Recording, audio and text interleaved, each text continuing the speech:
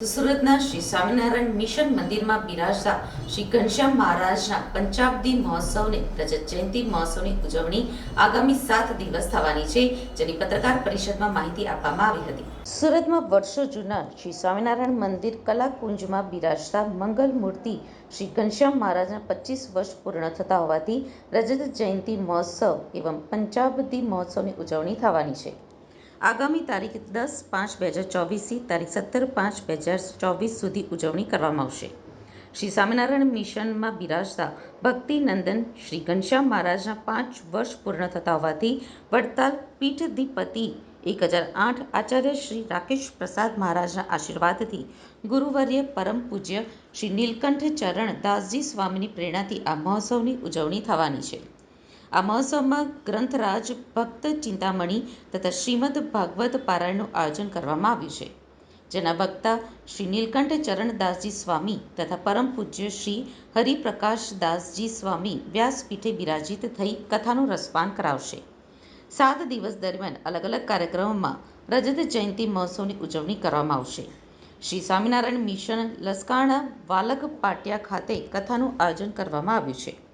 કલાકુંજ મંદિર ખાતે યોજાયેલી પત્રકાર પરિષદમાં તમામ માહિતી સંતો દ્વારા આપવામાં આવી હતી.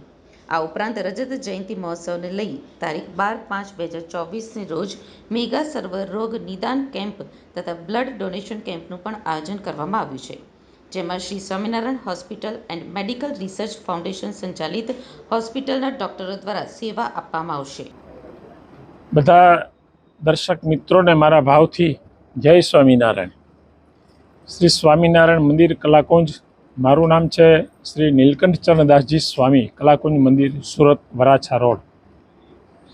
આ મંદિર બંધાણું કલાકુંજ એને 25 વર્ષ પૂરા થવા જઈ રહ્યા છે, ત્યારે ભવ્ય અને દિવ્ય રજત જયંતિ મહોત્સવ તારીખ 10/5/2024થી 17/5/2024 સુધી ઉજવવાનો છે.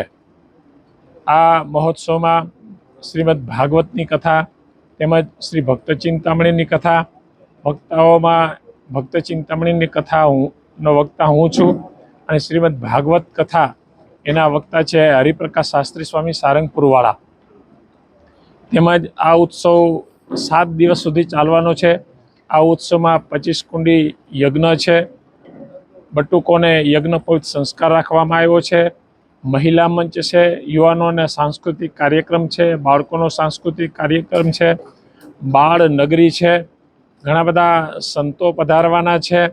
ગઢપુરથી છે, જુનાગઢથી છે, ધોલેરાથી છે, વડતાલથી છે, અમદાવાદ, મૂળી, ભુજ આ વગેરે સંસ્થાઓમાંથી પણ સંતો આવવાના છે.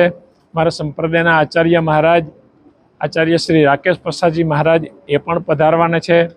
દરેક રાજકીય મહાનુભાવો જે સુરતના ધારાસભ્યો છે એ વગેરે પણ અહીંયા આવવાના છે.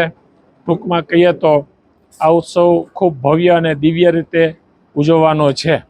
આમાં આમ જનતાને અમારી ખાસ ભલામણ છે કે આ ઉત્સવનો દરેક લાભ લેજો. આમાં સામાજિક કાર્યક્રમો, આધ્યાત્મિક કાર્યક્રમો અને આરોગ્યલક્ષી કેમ્પો પણ થવાના છે. તો આ ઉત્સવ બહુ ભવ્ય અને દિવ્ય રીતે ઉજવવાનો છે. તો અમારા પત્રકાર મિત્રોને, દરેક ચેનલના મિત્રોને મારા ભાવથી જય સ્વામિનારાયણ. આ મંદિર બંધાણું કલાકુંજ એને 25 વર્ષ પૂરા થવા જઈ રહ્યા છે, ત્યારે ભવ્ય અને દિવ્ય રજત જયંતિ મહોત્સવ તારીખ 10/5/2024થી 17/5/2024 સુધી ઉજવવાનો છે.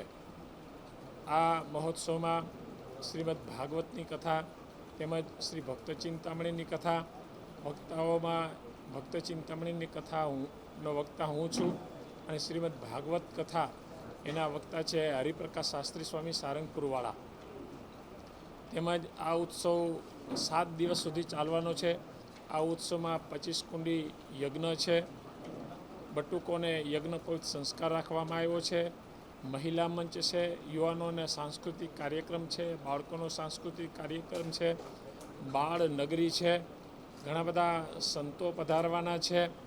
ગઢપુરથી છે, જુનાગઢથી છે, ધોલેરાથી છે, વડતાલથી છે, અમદાવાદ, મૂળી, ભુજ આ વગેરે સંસ્થાઓમાંથી પણ સંતો આવવાના છે.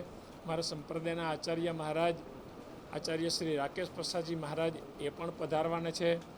દરેક રાજકીય મહાનુભાવો જે સુરતના ધારાસભ્યો છે એ વગેરે પણ અહીંયા આવવાના છે. ટૂંકમાં કહીએ તો આ ઉત્સવ ખૂબ ભવ્ય અને દિવ્ય રીતે ઉજવવાનો છે. આમાં આમ જનતાને અમારી ખાસ ભલામણ છે કે આ ઉત્સવનો દરેક લાભ લેજો. આમાં સામાજિક કાર્યક્રમો, આધ્યાત્મિક કાર્યક્રમો